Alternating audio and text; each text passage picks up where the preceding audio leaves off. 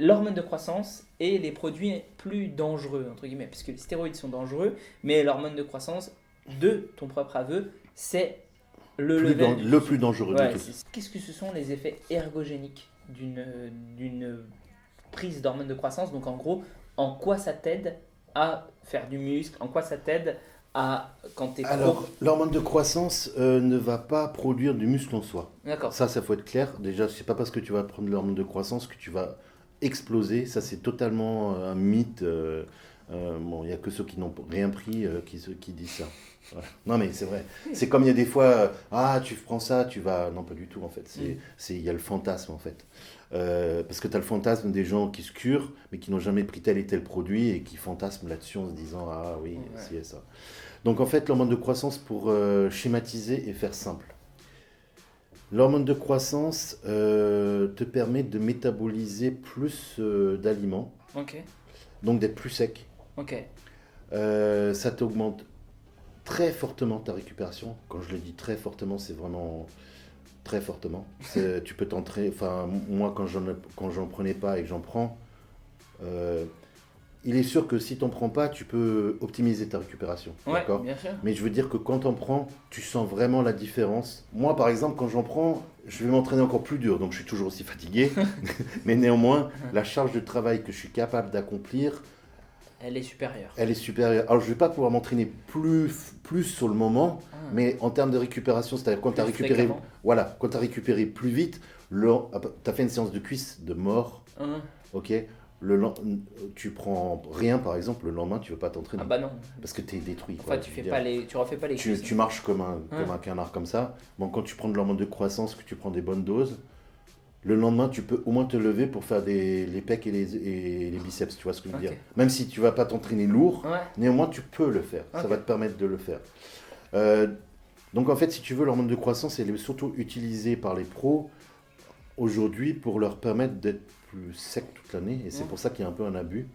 Mais ça va pas te donner de masse propre. Voilà. En gros, tu as un physique de 90 kg à 12%. Ça va te permettre d'avoir un physique à 90 kg à 8 ou 9%. Voilà. Ouais. Et un effet plus 3D, entre guillemets. Voilà, c'est tout. Ok. Enfin, en gros, c'est ça. Ok. Voilà. D'accord. Oui, tu disais du coup que ça permet de manger plus en fait, c'est ça? Voilà, alors c'est-à-dire qu'en fait, tu prends un mec qui va manger 5000 calories sans hormone de croissance et avec hormone de croissance, celui qui avec hormone de croissance va être plus sec. D'accord. Ok. Donc ça Parce qu'en permet de fait, sécher finalement. Oui, ça permet de sécher, oui, effectivement, tu vas rester plus sec, ton corps va métaboliser plus en fait. Ok, d'accord. Donc Ok. du coup, effectivement, je veux dire, tu prends le body, c'est pas qu'une question d'être balèze, hein, c'est aussi une question d'être sec. C'est hein. la composition corporelle. Oui, c'est la composition corporelle, donc effectivement, ça donne pas du tout le même look, hein, tu vois ce que je veux dire. Ouais, ouais. Si tu as 4% de graisse en moins, C'est énorme. C'est énorme. c'est... je peux- énorme. Ah ouais, en C'est- plus ça t'augmente les séparations musculaires, Hein. l'effet, on appelle ça boulage, entre guillemets, hein, c'est le... Rebondit. Ouais, rebondi, boulage, en termes culto. Hein. On dit boulage, c'est boulage, tu boules, oui. Ça fait depuis 20 ans que je l'entends. Hein. Boulage, tu boules. Ça a l'air un peu débile, mais quand les mecs ils disent Eh, tu boules aujourd'hui, toi. Ouais. Du coup, bah, qu'est-ce que c'est les effets secondaires? Quels sont ces effets secondaires en fait? Alors, déjà, l'usage de l'hormone de croissance a commencé assez tard. Dans les années. Bon, il y avait 80, 85, ça a commencé un petit peu, mais c'était vraiment éphémère en fait. C'est vraiment. Les mecs utilisaient ça 3-4 semaines avant la compétition, tu vois, c'était vraiment. Voilà. Dans les années 90, un peu plus. 6 semaines avant la compétition, un peu, ouais, 6 semaines, donc c'était plus ou moins la règle.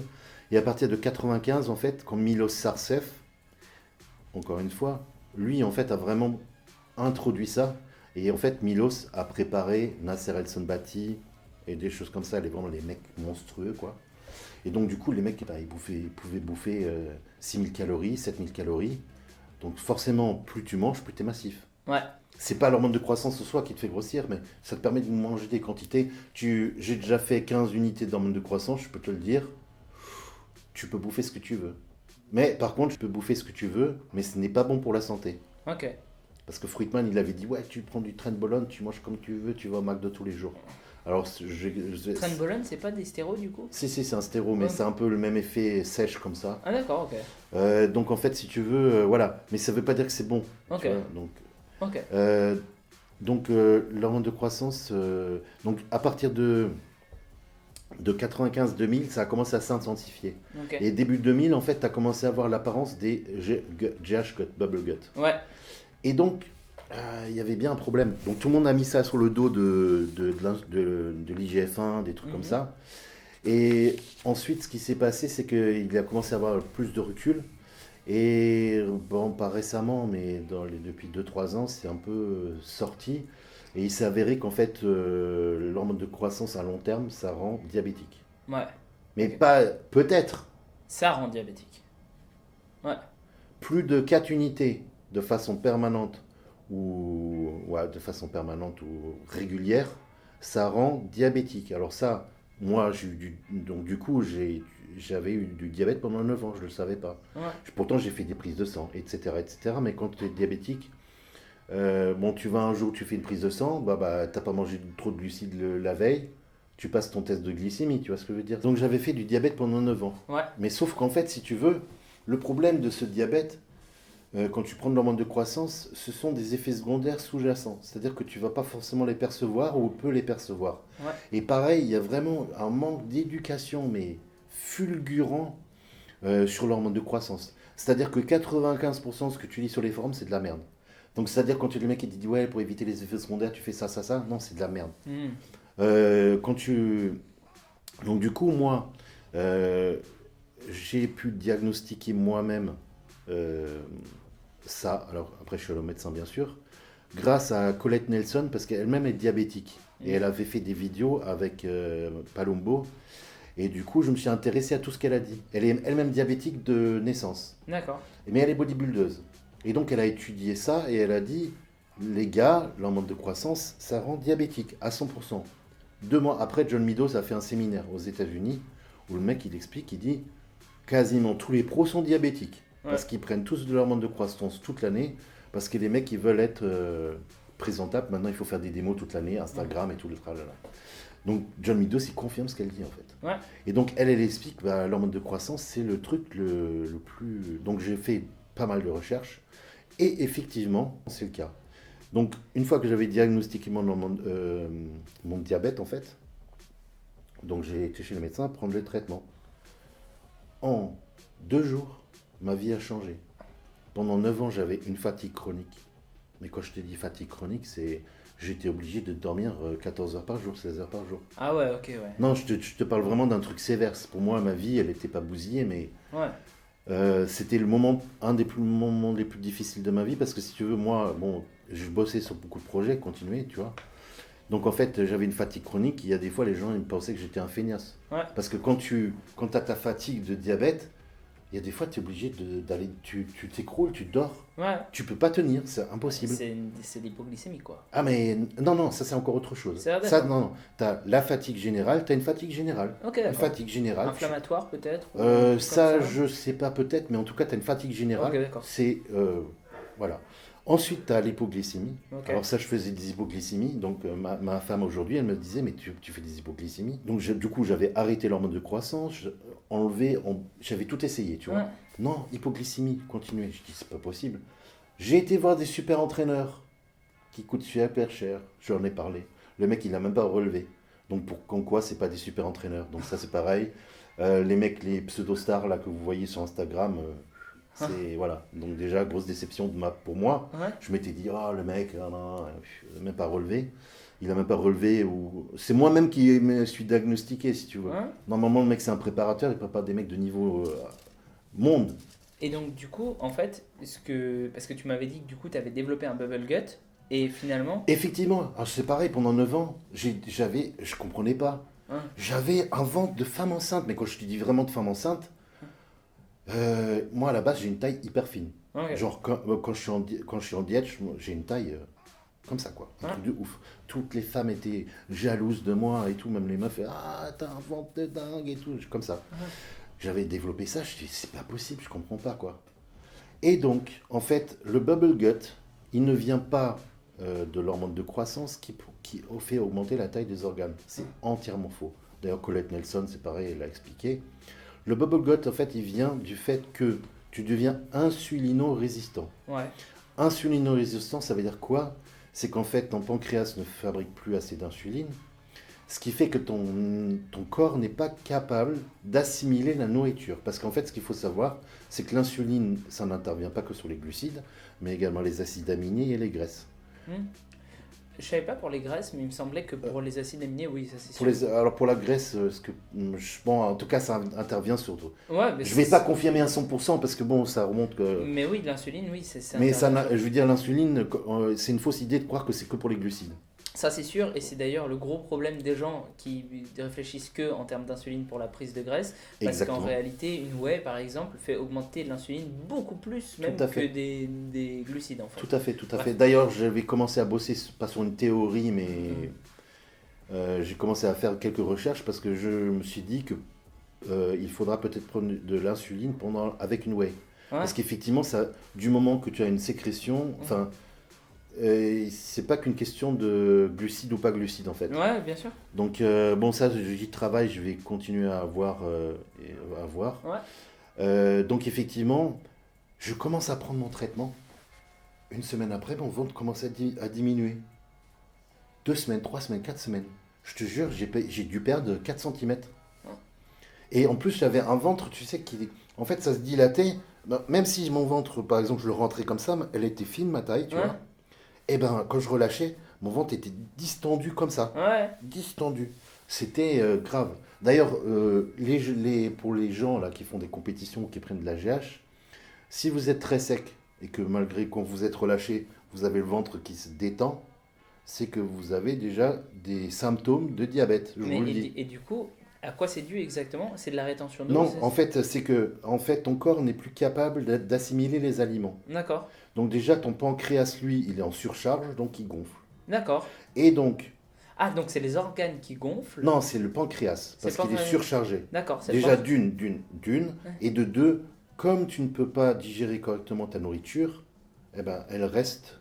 D'accord. C'est juste une question d'assimilation de nourriture. Ah d'accord, donc en gros Ah oui, c'est les intestins qui sont plus gonflés. C'est ça. D'accord. Bah oui, parce que Ouais. tu n'as pas assez d'insuline pour digérer, D'accord. pour assimiler. D'accord. Donc du coup, ton alimentation, comment dire, elle ne... Tu n'es pas absorbé en fait. Non, tu n'es pas absorbé. D'accord. Donc forcément, qu'est-ce qui se passe? Bah, ça va plus ou Ça moins s'accumule. s'accumuler. Ok, d'accord. Ça Donc, je savais pas du donc tout. du coup, effectivement, c'est à cause de ça. Ok. Parce qu'il y a des fois, même quand tu manges que des protéines, tu te dis ouais c'est bon, pourquoi est-ce que j'ai un bide? Eh ben, Ouais. même Non. avec ça, j'avais Ouais. un bide. Je comprends pas quoi. Ouais, je Voilà. comprends. Donc Et- du coup, grâce à ça, donc je suis la preuve vivante que ce que je dis là, c'est parce que je l'ai vécu moi-même. Donc Ok. voilà, je le dis juste pour les experts qui pensent.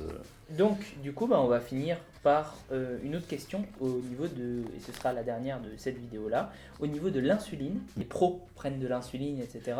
Et du coup, tu avais une anecdote à me raconter sur l'insuline Oui, en tout à particulier, fait, ouais. parce qu'on parlait un petit peu des produits dangereux, et ça Alors rentre l'insuline, là-dedans. ouais, c'est très dangereux. Mhm. Et je voudrais juste parler d'un autre produit, le DNP. Ok, Avant, ok, le DNP, c'est le produit le plus dangereux qui existe. Donc je conseille vraiment à tous les gens de ne jamais en prendre. d'accord. C'est quoi le DNP? DNP, c'est un brûleur de graisse. Sauf que un brûleur de graisse, à la base, c'est un truc pour les... Comment ça s'appelle? Un engrais. Ah oui, Ça a été développé par la médecine et je me suis intéressé à ça parce qu'en fait, ça a été un moment... Ils avaient un moment isolé la molécule pour en faire un traitement pour les diabétiques. d'accord. Ça marche apparemment super bien, mais ils sont encore en train de travailler dessus. Parce qu'en fait, tu n'auras plus besoin de te piquer d'insuline. Parce qu'en fait, ça régule ton taux sanguin de sucre, en fait. Un D'accord. truc comme ça. Donc juste les gens, ne prenez pas ce produit-là, parce qu'en fait, il n'y a pas d'antidote ni de... C'est-à-dire que si tu fais une surdose, Tu meurs. tu meurs. L'insuline, tu fais une surdose, tu as une petite chance d'être sauvé. Ah. Petite. Mais voilà, donc je le dis parce que j'ai des gens qui m'ont demandé. Donc Alors je vous le donc dis. ne prenez pas d'engrais. C'est déjà. Voilà, c'est ça. C'est ça. Parce qu'en fait, il y a aucun antidote. Vous allez à l'hôpital, vous êtes en surdose, il n'y a aucun moyen de vous sauver. Ouais. Tu fais une overdose de coke, on te fout un truc dans le cœur avec, je sais pas, c'est l'effet de... Un truc, on peut te sauver. là, il n'y a aucun moyen. Donc je le dis vraiment, évitez, évitez. Parce que franchement, c'est pas un truc à faire. Donc je reviens juste à l'insuline. L'insuline, en fait, a été introduit. En fait, ce qu'il faut savoir, c'est qu'il y a aussi une mauvaise compréhension. Sur les forums, il y a eu beaucoup de fantasmes qui ont circulé, comme quoi les pros prennent de l'insuline pour être plus balèzes. C'est entièrement faux. Les pros ont commencé à prendre de l'insuline pour contrer les effets de l'hormone de croissance. Rien d'autre. L'insuline permet, comment te dire, momentanément une meilleure absorption de l'aliment, des aliments, donc d'avoir des muscles plus remplis. Mais il y a des études qui ont été d'ailleurs faites récemment, que ça ne contribue en aucun cas à la croissance musculaire. Zéro. D'accord. Ça augmente l'absorption des aliments, ça peut-être oui. Ok. Mais ça ne te fait pas construire des fibres en plus ou de quoi que ce soit. L'hormone de croissance, oui, à long terme. Ok. Ça t'augmente à produire plus de fibres, un Parce petit que- peu, mais c'est Parce pas... que moi, je pensais, en fait, au niveau de l'insuline, que ça permettait aux protéines de rentrer justement dans les cellules, du coup. Oui. Et notamment dans les cellules musculaires. Et du coup, que ça permettrait de faire de l'accrétion. Mais c'est Pas tout à fait. En fait, d'après les études qu'ils ont fait, ça ne provoquait pas de, de MPS. ouais, muscle de croissance proteins. musculaire Ouais. pure, entre guillemets, comme on le sous-entend. Ok. C'est-à-dire, par exemple, tu prends de la testo, tu vas marcher, je sais pas, tu fais une activité, tu vas quand même prendre du muscle. En fait, Ah. sur les études, par exemple, comparatives à la testo, les gens qui prennent de la testo prennent pas automatiquement de la masse, mais le mécanisme est plus... Ouais. Donc là, c'est... Voilà. Donc en fait, les pros, pourquoi ils ont pris de l'insuline? C'est pour contrer l'effet de l'hormone de croissance, parce qu'ils commençaient à prendre l'hormone de croissance de façon permanente. Ok. Et ce n'est pas pour être plus balèze.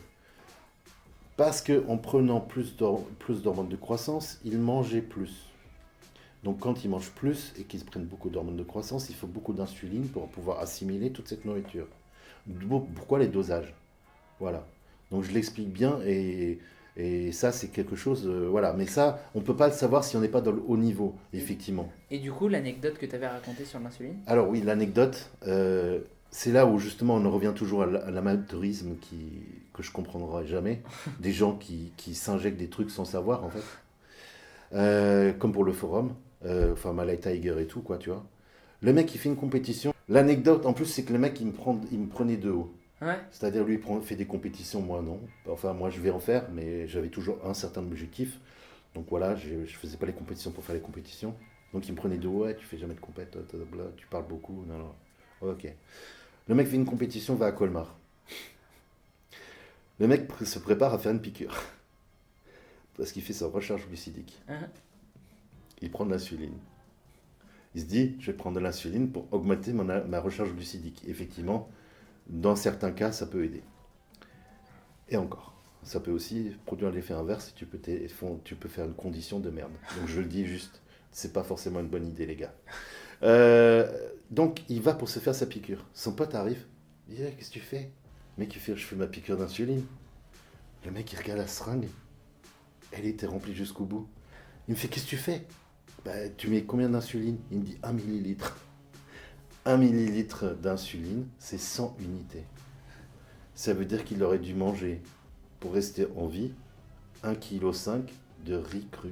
Quand on utilise 5 unités d'insuline, par exemple, bon, ça dépend du diabète et plein de choses, tu manges à peu près entre 50 et 100 grammes de glucides. Ouais. C'est le nombre de glucides qu'il faut manger pour ne pas avoir d'hypoglycémie ou de problème avec l'insuline. Ouais. Donc là, le mec, il s'est mis 100 unités. Bah, Il allait se mettre 100 unités. Donc ça veut dire que là, le mec, Il était même mort. avec une poche des secours, avec une poche de glucose et tout, je pense que là... C'était difficile, ouais. Donc franchement, voilà, tu vois ces exemples-là, Puis surtout qu'il était juste avant, enfin je veux dire, comme il était juste avant sa compète, il était forcément déplété en glycogène, Ouais. donc il n'y avait aucune réserve, donc c'était ah non mais là, c'était... c'était mort. Voilà, donc encore, voilà, ça, des anecdotes comme ça, j'en ai une autre, le mec, il fait une cure, il monte à 110. Toute la région dit, ouais, parce que j'ai eu de retour, ouais, le mec, il est énorme, ok. 2 mois après, ouais, qu'est-ce qu'il est devenu, le mec, il est énorme, il va faire des compètes et tout. Non, il a dû arrêter, on lui a enlevé un tiers du foie. Ouais. Voilà. Enfin, que des trucs comme ça. Donc, c'est pour ça que moi, ça fait 20 ans que je suis dedans. Alors, même si j'ai pas commencé à me doper dès le départ, j'ai quand même eu des retours, tu vois.